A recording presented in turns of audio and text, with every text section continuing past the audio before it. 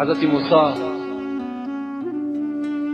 در دل خود گذرانیدن: پروردگارا، برای ما جنت میگویی، نعمتهای جنت میگویی و من میدانم که پیغمبرهای تو همه وارد جنت میشوند، منم از آن جمله. لکن من در جنت همراه کی هستم؟ همراه کی هستم در جنت و همسایگی کی را من قرار دارم؟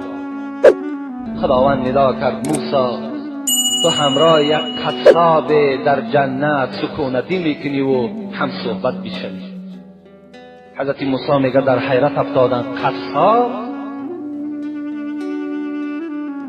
گفتن بله، همراه یک قصاب تو در جنت همراه میشوی. حضرت گفتن: اون قصاب کیست؟ گفتن در فلان شهر سکونتی میکنه. حضرت میگه از مکان خود سفر کردن و بر آن شهر رسیدن.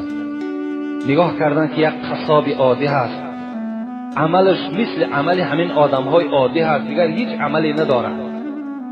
تا بگاه میگن همین قصاب نظارت کرد، نگاه کرد. بعد این میگه بگاه که شد، حضرت موسی خودش را معرفی نکرد، شناس نکرد، بلکه گفت: مسافر، آیا در خانه خود راه میدهی؟ ما مسافر هستیم. گفت بله، البته به البته، مرحمت گفته. از پس این قصاب میگه روان شد.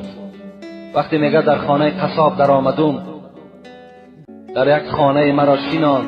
البته اون وقتا این قصرها و این 3 ایتاژ و 5 ایتاژ خانه ها نبودن، مگر یک خانه 2 کلبه‌ای داشتن خلاص.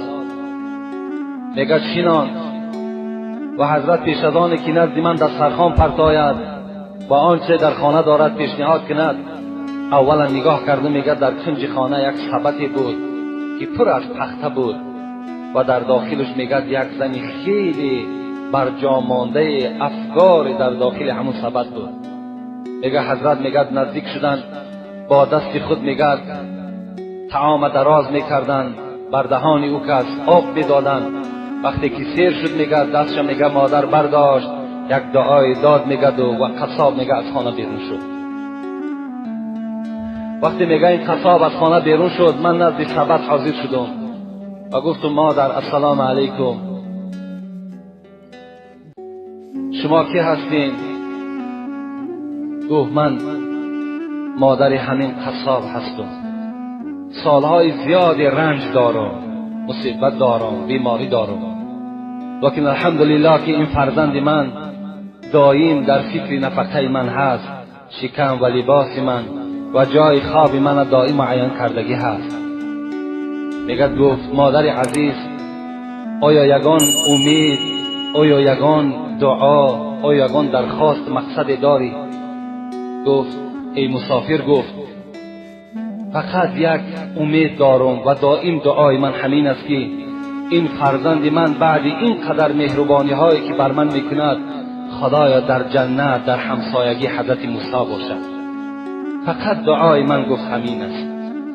میگه حضرت موسی گریان شدند و گفتن: مادر، گفتن یک شادیانه بر من بده، یک هدیه بر من بده، زیرا که همان موسی که تو میگوی همان موسی من هستم و همان پیغمبر من هستم و دعای تو در نزد خدا اجابت یافت و این فرزند تو در جنت همراه من است. خوش به حال آن فرزندهایی که همراه پیغمبرها و همراه شهدا در جنت از پشت چی؟ از پشت خدمت کردن در حق پدر و مادر.